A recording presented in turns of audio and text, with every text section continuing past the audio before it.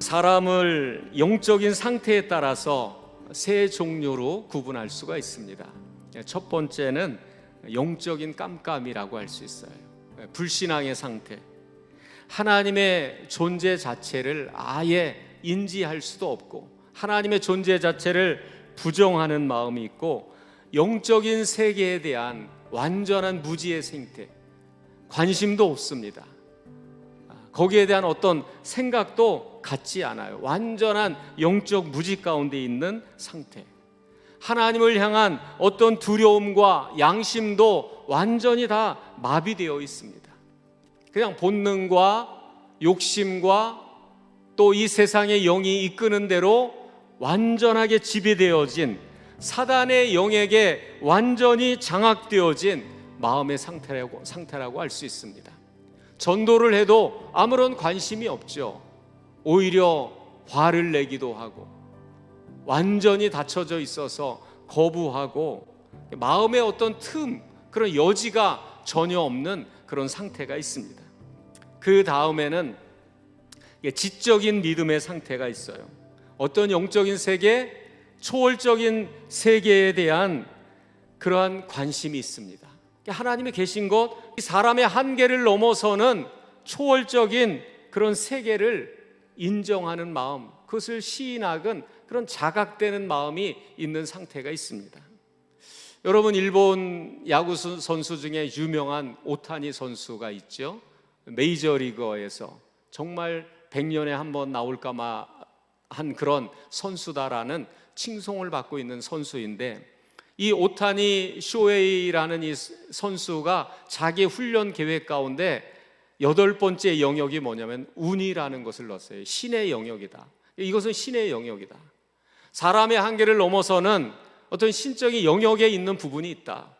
그렇죠? 아무리 자기가 열심히 해도 부상을 당해서 중도 하차하는 경우가 있고, 자기의 실력만큼 능력만큼 역량을 발휘하지 못하는 경우가 있죠. 이 어떤 신적인 영역이 있다는 거죠. 그래서 이 어떤 신의 영역, 이런 운의 영역을 위해서 내가 무엇을 훈련할 것인가? 오타니는 두 가지를 한다고 하죠. 사람들에게 인사하기, 인사를 하겠다. 밝은 미소로 인사하고, 그 다음에 휴지를 줍는다고 하잖아요. 휴지를 줍는 것은 떨어진 행운을 줍는 것이다.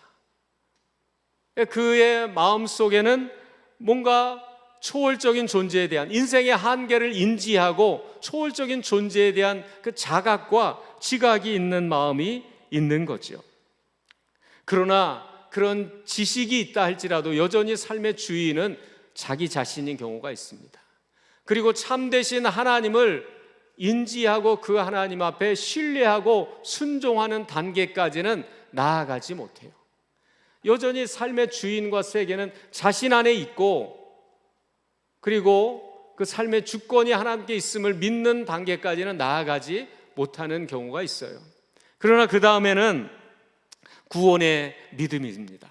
하나님을 인격적으로 신뢰하는 믿음, 하나님을 만남의 경험을 갖고 예수 그리스도의 주되심을 인정하며 시인하는 믿음의 단계, 거기에는 삶의 주인이신 하나님 앞에 삶의 주권을 내어드리고 그 주님 앞에 삶에 있어서 순종하게 되고 변화하는 일들이 나타나기 시작해요. 삶이 영적인 변화가 일어나게 되고 삶의 주인이 바뀌게 돼요. 그리스도의 주권 앞에 순복하게 되는 구원의 믿음을 갖는 그런 상태가 있습니다. 여러분, 야고보서 2장 19절에 보면 이런 말씀이 있죠. 하나님은 한 분이신 줄을 믿느냐? 잘하는도다. 귀신들도 믿고 떠느니라. 귀신도 하나님을 한 분이신 줄을 믿고 안다는 거예요. 이게 지식적인 믿음이 왜 구원의 믿음과 다른가? 지식적인 믿음만으로는 왜 구원에 이를 수 없는가를 우리에게 알려주는 거예요. 귀신도 영적인 존재이기 때문에 영적인 실체에 대해서 오히려 무지한 사람보다 더 아는 경우가 있어요. 그래서 귀신의 영은 그 영적인 실체니까 영적인 실체를 인지하고 알고 있는 거죠. 사람들이 이단 같은 데 현혹되는 이유 중에 하나가 처음 들어보는 영적인 실체에 대해서 이야기해 주니까. 그런데 그런 영적인 실체에 대한 지식이 있다고 해서 구원의 믿음이 되는 것은 아닙니다. 그리고 아까 뭐라고 얘기했죠? 두려워 떤다라고 얘기해요. 귀신도 두려워 떤대요. 하나님의 심판을 알고 있다는 거죠. 하나님의 심판의 엄중함과 그 무서움을 영적인 존재이기 때문에 그것을 인지하고 아는 마음이 있어요. 그래서 그것을 믿고 떤다는 거죠. 심판이 있음도 아는 겁니다.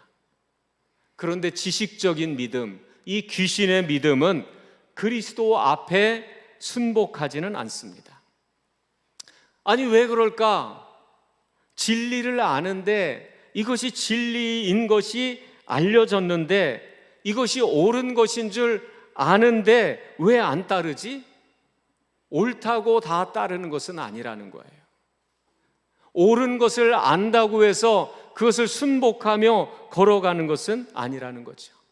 영적인 실체가 다르기 때문에 귀신의 영은 예수 그리스도 앞에 순종하고 따르지 않게 됩니다.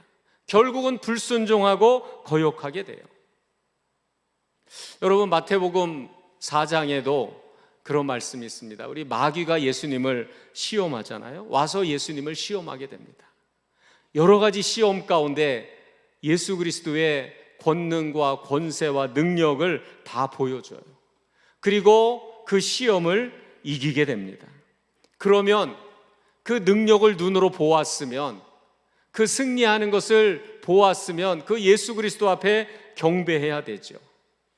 그리고 예수님도 명령하십니다. 사탄아 물러가라, 기록되었으되 주 너의 하나님께 경배하고 다만 그를 섬기라. 하나님께 경배하라는 거죠. 그것을 순복하고 인정하고 경배하라는 겁니다. 그런데 마귀는 그 모든 것을 알았음에도, 예수 그리스도의 능력과 권세를 보았고 그가 하나님의 아들이신 것을 인정하고 알았음에도 마귀는 순복하지 않고 예수를 떠나가게 됩니다. 예수를 떠나고 천사들이 나와서 수종듭니다. 결국 하나님 앞에 순복하고 섬기고 순종하는 것은 천사의 영이지 마귀의 영이 아니에요. 그 모든 것을 안다고 해서 사람들이 하나님 앞에 순복하고 순종하는 믿음으로 다 나아가는 것은 아닌 것입니다. 여러분, 이것을 우리에게 무엇을 알려주는 거죠? 하나님을 예비하고 경배하는 믿음은 지적인 영역이 아니라 하나님께 신뢰하고 순종하는 믿음은 지적인 영역을 넘어선 영적인 영역의 변화가 일어나야 된다는 거예요. 영적인 영역의 변화가 일어날 때 우리는 하나님을 신뢰할 수 있고 그 앞에 순복할 수 있고, 그리고 그를 사랑하는 마음을 갖게 되고 나아가는 구원의 믿음으로 갈 수 있다는 거죠. 그래서 고린도전서 12장 3절에 보면 성령으로 아니하고는 누구든지 예수를 주시라 할 수 없느니라. 세상의 영은 지적으로 알아도, 하나님의 능력을 눈으로 보아도 결국은 떠나가게 되고 순복할 수 없지만, 하나님의 영으로, 성령으로 영적인 변화가 일어날 때 진실로 그는 하나님을 신뢰하게 돼요. 사랑하는 자가 돼요. 순종하는 자가 돼요. 그를 위해 헌신하는 자가 돼요. 그리고 그의 주권 앞에 무릎 꿇는 자가 되는 것입니다. 영적인 변화가 일어나지 않고 지적인 것만 가득하다고 해서 믿음의 열매가 나타나는 것도 아니고요, 하나님을 사랑하는 것이 아닙니다. 여러분, 성령 안에서 영적인 변화를 이루어가는 믿음이 되시기를 주님의 이름으로 축복합니다. 그럼 여러분, 우리는 어떻게 예수 그리스도 앞에 순종하고 신뢰하는 믿음으로 나아가는 영적인 변화의 믿음으로 나아갈 수 있을까? 어떻게 우리 안에 이런 영적인 변화가 일어날 수 있을까요? 한번 따라해 보실까요? 고난과 문제 속에서 하나님을 찾고 구하십시오. 여러분, 고난 속에서, 인생의 한계 속에서, 장애물 속에서 방황하지 말고 하나님을 바라보십시오. 그리고 하나님 앞에 나아가십시오. 그리고 하나님의 은혜를 찾고 구하실 수 있기를 바랍니다. 오늘 역대상 9장 1절에 보면 이렇게 말씀하고 있죠. 같이 한번 읽어봅니다. 시작. 온 이스라엘이 그 계보대로 계수되어 그들은 이스라엘 왕조 실록에 기록되니라. 유다가 범죄함으로 말미암아 바벨론으로 사로잡혀 갔더니. 여러분, 70년이란 세월을 예루살렘을 떠나서 이방의 땅에 있었습니다. 그러면 그들의 문화도 잊혀지고 삶의 영적인 감각은 다 죽어버리고 하나님을 향한 마음, 그런 토양은 다 거칠어지고 잊혀져야 돼요. 그런데 그들이 그 땅에서 무엇을 깨닫느냐? 우리가 범죄하였습니다. 우리가 그릇 행하였습니다. 우리가 하나님 앞에 죄를 지었습니다. 그것을 깨닫게 돼요. 그것은 그들이 하나님의 은혜를 구하고 찾았다는 거예요. 하나님, 우리가 이렇게 나라를 잃었습니다. 이렇게 악한 이방의 땅에 와서 살아가는 자가 되었습니다. 하나님 도와주세요. 기도하고 하나님의 은혜를 구하고 찾는 가운데 그들 속에 있는 허물과 불신앙을 발견하고 바라보게 해주세요. 그것을 회개하게 하죠. 회개함으로 그들은 계속해서 하나님의 은혜를 구하며 그 앞에 나아가게 됩니다. 그러니까 그들의 믿음이 살아나게 되고 우리가 빼앗긴 것이 무엇인지, 우리가 잃어버린 것이 무엇인지를 아는 마음, 깨닫는 마음을 주셔요. 70년이 지났는데 그 먼 예루살렘을 향하여 다시 나아갈 수 있는 힘을 주셔요. 여러분, 영적인 능력과 힘이 없으면 그 먼 거리를 향해서 지금 이곳에서 70년 동안 뿌리 내리고 정착하고 살아간 모든 기반을 내려놓고 하나님을 예배하기 위해서 그리로 간다는 것은 쉬운 일이 아닙니다. 여러분, 새벽에 기도하러 가기 힘들다고 하죠. 일어나는 것도 힘들다고 하죠. 하나님을 향한 갈망이 있으면 일어나게 해주셔요. 가게 해주시죠. 지난 부흥회 때 우리 박순애 전도사님이 하나님이 그 마음에 찾는 마음, 구하는 마음, 갈망하는 마음 중에 영적인 변화가 일어나니까 산길을 걷고 걸어서 그 먼 거리를 향해 하나님 앞에 나아가는 마음을 주시잖아요. 영적인 변화가 일어나게 돼요. 하나님을 아는 마음으로 변화시켜 주십니다. 하나님을 찾고 구하는 마음 가운데 그들의 믿음에 살고 영적인 변화가 일어나니까 그 안정적인 그 땅에 있는 것이 그들에게 행복이 되지 않는 거죠. 기쁨이 되지 않는 거죠. 그러니까 믿음의 땅을 향하여 나아갈 마음을 주시는 거죠.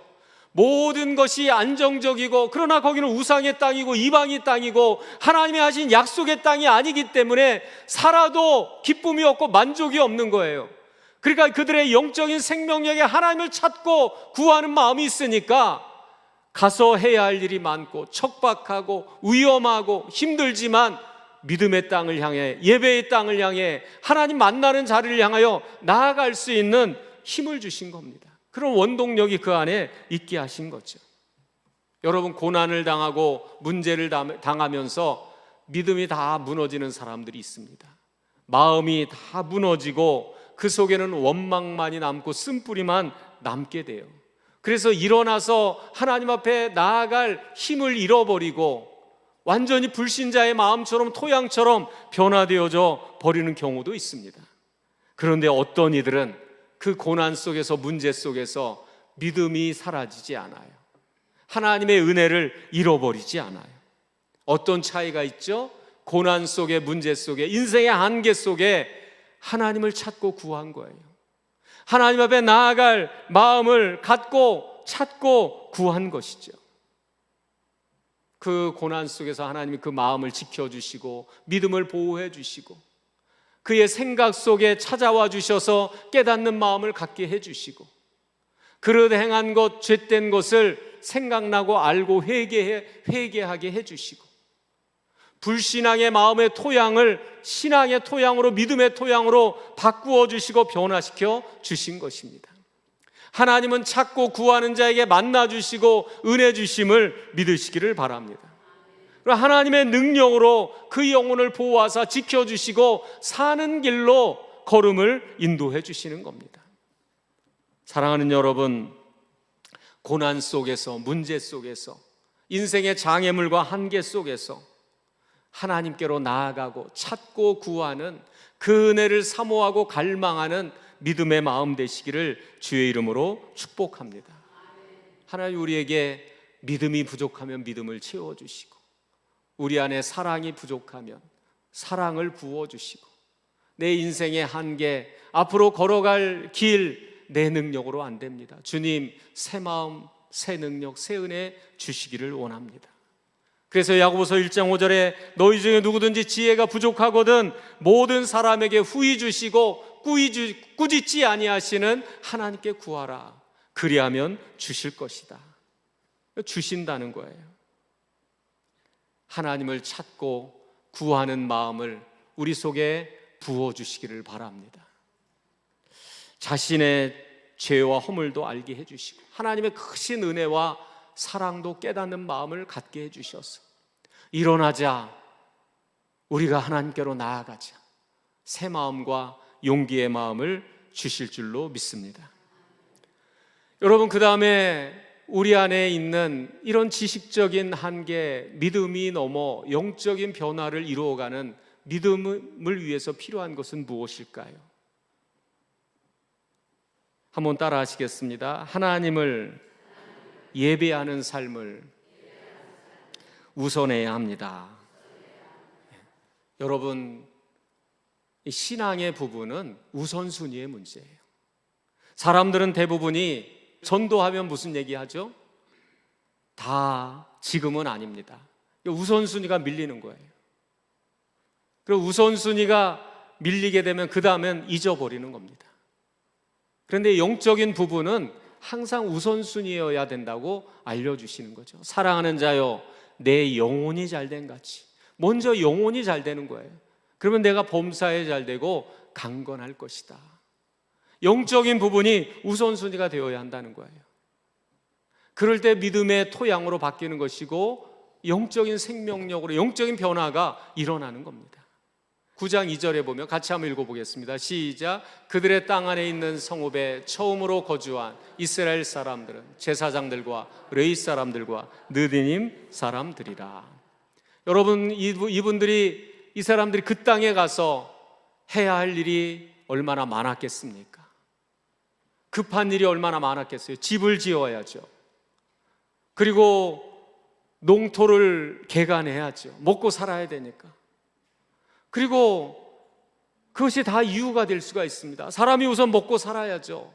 우리가 먼저 거할 집을 지어야죠. 거기에 마음이 갈 것이고, 그러면 믿음은 빼앗기게 될 것입니다. 다 이유는 있게 됩니다. 그런데 가장 우선적으로 예배에 대한 다양한 직무를 기록하고 있어요. 그것은 무엇을 우선으로 하고 있는가를 알려주는 겁니다. 우리의 나라가 재건하는 것, 우리의 삶이 재건되고 회복되는 것, 이 땅이 다시 재건되고 회복되는 것, 우선순위를 어디에 둘 거예요? 영적인 회복에 있어야 된다는 거죠. 영적인 재건이 이루어질 때 이 땅의 재건과 회복이 이루어진다는 것을 우선순위를 거기에 둔 겁니다. 영적인 재건을 위해 필요한 것이 무엇이냐? 예배의 회복이 이루어지는 거죠. 여러분, 예배는요, 우리가 영적인 변화를 이루는 시간입니다. 우리가 믿음의 시간, 이 세상의 시간에서 믿음의 시간, 영적인 시간을 마주하는 시간이에요. 예배를 통하여 우리의 영적인 변화가 이루어져요. 하나님과의 만남이 이루어지고 말씀의 양식, 신령한 양식, 은혜의 양식을 공급되게 되는 것입니다. 그래서 예배의 성공이 이루어질 때 믿음의 토양이 바뀌게 되는 겁니다. 여러분, 우리의 삶도 우리의 몸도 산성 체질로 자꾸 바뀌게 되면 어떻게 되죠? 질병에 취약하다고 하죠. 여러 가지 염증이 생긴다고 하죠. 알칼리성 체질로 바뀌어질 때 면역력도 생기고 또 질병을 이길 수 있는 그런 힘도 생기고 그런다고 하죠. 영적인 성향도 자꾸 산성의 영적 성향으로 바뀌어지면 어떻게 되는 줄 아세요? 예배를 드려도 무감각해지는 거예요. 하나님의 말씀을 들어도 감각이 없는 거예요. 믿음이 깨어나지 않는 거예요. 기도를 하고 그리고 하나님의 은혜가 임하고 그곳에 임재하여 주셔도 하나도 감각도 없고 회개도 없고 깨닫음도 없고 겸손함도 없고 마음의 완고함으로 가득해서 다 차단이 되는 겁니다. 그리고 불신앙에 쉽게 노출이 되고 넘어지게 돼요. 근데 예배를 통해 영적인 알칼리성으로 바뀌어질 때 하나님의 감동하시는 은혜가 마음속에 느껴지기 시작해요. 하나님의 일하시는 은혜가 내 마음을 깨닫게 시작합니다. 하나님의 말씀이 내 안에 들려지기 시작해요. 예배의 감동이 그의 영혼 가운데 임하기 시작하는 겁니다. 여러분, 하나님을 만나는 예배의 우선순위가 꼭 이루어지기를 주님의 이름으로 축복합니다. 우리가 그렇게 생각할 수 있죠. 저는 어려서부터 교회 다니고 신앙생활하고 다 합니다. 다 알아요. 이런 사람들이 더 전도하기 힘들어요. 나는 다 합니다. 말씀도 알고 무슨 내용인도 다 알고 그래서 굳이 그렇게 교회에 자주 갈 필요 없어요. 그냥 나는 내 믿음 내가 다 알아서 다 합니다. 제가 말씀드렸죠. 여러분, 구원의 믿음은 지식의 영역이 아니라 영적인 영역의 부분인 것입니다. 영적인 변화가 이미 산성으로 다 바뀌어진 사람은 하나님 앞에 순복하지 못해요. 지식적으로는 알아도 하나님을 사랑하고 신뢰하는 삶으로 나아가지 않아요. 삶의 변화와 영적인 열매가 그 안에 더 이상 이루어지지 않습니다. 지식의 부분이 아니라 신령과 진정으로 예배함으로 우리 안에 영적인 변화가 일어나야 되는 거예요. 여러분, 어떤 예배가 되어야 합니까? 성령을 사모하고 은혜를 구하는 예배가 되시기를 주님의 이름으로 축복합니다. 오늘로 사모하는 마음을 갖고 주님 만나주세요. 내 안에 믿음을 주시기 원합니다. 내 심령을 새롭게 해주시기를 원합니다. 깨닫는 마음, 간절한 마음으로 변화시켜 주세요. 하나님의 사랑이 내 안에 부어지기를 원합니다. 어느 날 보니까 무감각하고 너무 교만해져 있고 주님 겸비한 마음으로 새로워지기를 원합니다. 은혜를 구하고 성령을 사모하고 사모하는 마음으로 드려지는 예배가 되고요, 우선순위를 먼저 정하고 준비하고 기다리는 예배가 되어야 돼요. 여러분, 항상 예배의 우선순위가 밀리지 않습니까? 먼저 영적 우선순위를 여기에 세우셔야 돼요. 첫 번째는 하나님 앞에 먼저 예배하라는 거예요. 하나님을 경배하고 우선순위에서 그 어떤 것도 하나님은 타협의 대상이 될 수 없다는 거죠. 우선순위의 마음을 갖고 예배하는 것이고 우리의 영적인 변화가 이루어지기는 참여하는 예배가 되어야 돼요. 구경꾼이 되고 방관자가 되고, 여러분, 그런 예배가 아니라 참여하는 거. 내가 이 예배 속에 참여합니다. 예배의 성공을 위해 함께 기도합니다. 함께 내가 응원합니다. 그곳에 내가 참여하는 겁니다. 내 마음을 드립니다. 그 책임과 역할, 하나님이 주신 그런 자리를 잘 지키고 함께 응원하면서 기도의 그 예배에 동참하는 겁니다. 참여하는 예배를 통하여 우리의 영적인 변화가 일어나는 겁니다. 여러분, 세 번째로, 마지막 세 번째로 우리의 영적인 변화가 이루어지는 구원의 믿음 되기 위해 무엇이 필요한가?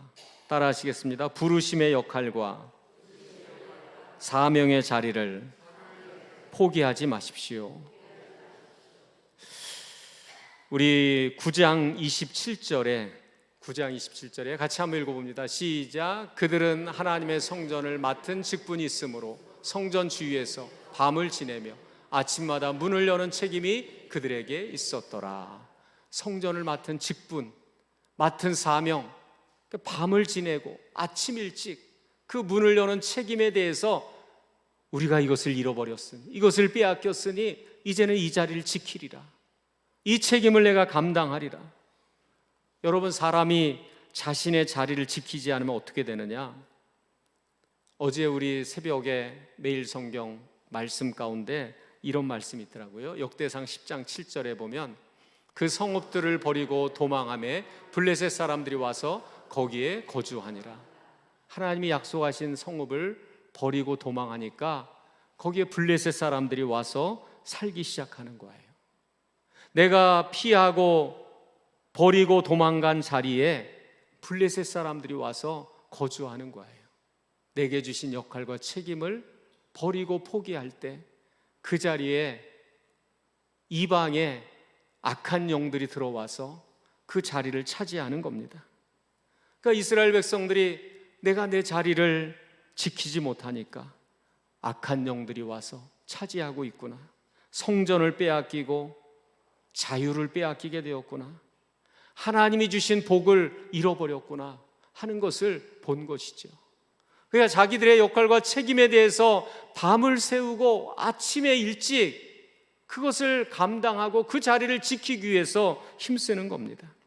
그래서 그들의 역할과 자리와 책임을 세세하게 기록하고 있는 거죠. 여러분, 오늘날 이렇게 세상이 불신앙의 영으로 가득 차고 하나님을 부인하는 지식으로 가득 차게 된 이유가 무엇일까? 우리 교회의 책임도 크다고 봅니다. 교회의 책임, 목회자들의 책임, 성도들의 책임, 자신의 자리를 지키지 못하고 자신의 역할을 제대로 감당하지 못한 그런 탓도 있습니다. 그것을 피하고 도망간 자리에 세상은 거짓의 영으로 가득 차고 불신앙의 지식이 만연한 땅으로 바뀌어져 버렸어요. 오늘 우리가 서야 하는 성도의 자리가 어디입니까? 서로가 책임을 회피하고 사명을 망각할 때 하나님이 우리에게 주신 것들을 빼앗기게 됩니다. 여러분, 우리가 계속해서 이렇게 언제까지 도망 다닐 겁니까? 언제까지 회피할 겁니까? 하나님이 부르심에 그 은혜 앞에 언제까지 응답하지 않고 회피하고 도망치고 방관자처럼 내 역할과 책임을 망각한 채 그렇게 걸어갈 겁니까? 그러면 우리의 가정은 불신앙의 영이 가득한 곳이 될 거예요. 여러분이 기도의 자리를 망각하고 영적 가장의 자리를 망각하고 믿음으로 살아가야 할 그것들을 회피하고 피하면 여러분의 가정 불신의 영이 가득하고 자녀들을 지배하고 그런 가정으로 빼앗기고 말 겁니다. 이 땅은 거짓으로 가득한 땅이 될 겁니다. 하나님이 주신 자유를 잃어버릴 거예요. 하나님이 주신 복을 빼앗기고 잃어버리게 될 것입니다. 여러분, 각자의 역할과 사명의 자리에서 힘을 다할 수 있기를 주님의 이름으로 축복합니다. 그럴 때 하나님이 우리의 영적인 믿음을 알칼리성으로 바꾸어 주시는 것 아니겠습니까? 구원의 믿음으로 서게 하여 주셔서 하나님을 사랑하고 신뢰하고 순종하며 변화의 열매를 맺어가는 믿음 되게 하시지 않겠습니까? 영적인 열매를 맺어가게 하시지 않겠습니까?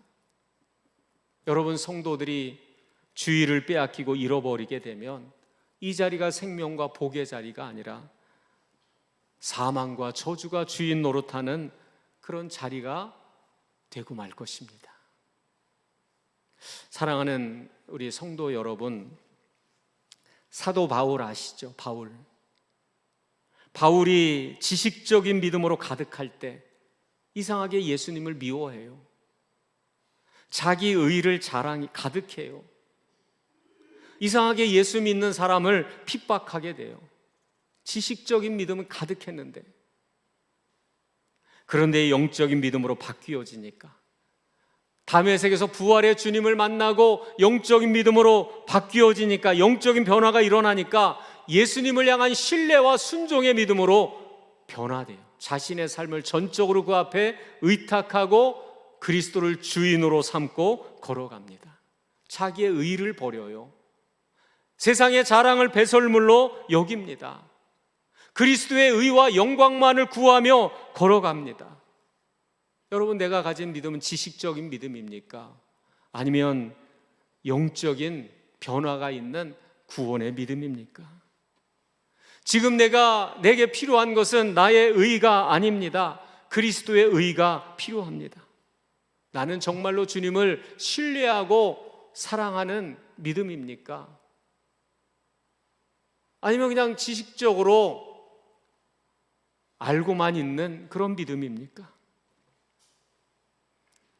참된 마음으로 주 앞에 나아가고 이 땅 가운데, 세상 가운데 하나님의 은혜를 찾는 성도들이 더욱더 많아지기를 바랍니다. 주님, 이 땅에 주님이 필요합니다. 우리 가정에 주님이 필요합니다. 내 인생 가운데 주님이 필요합니다. 찾아와 주시기를 원합니다. 세월 지나갈수록 의지할 것뿐일세. 세월을 지나갈수록 세상을 의지할 수 없습니다. 사람 바라보고 나를 믿고 걸어갈 수 없습니다. 하나님이 내 인생에 필요합니다. 하나님께로 더 가까이 나아가고자 하는 삶의 변화, 마음의 변화, 믿음의 결단이 이루어질 때 여러분, 영적인 변화가 일어나게 됩니다. 더욱더 하나님을 찾고 구하는 믿음이 될 수 있기를 주님의 이름으로 축복합니다. 여러분, 신앙의 어떤 한계 속에 갇혀 있습니까? 영적인 돌파가 일어나야 돼요.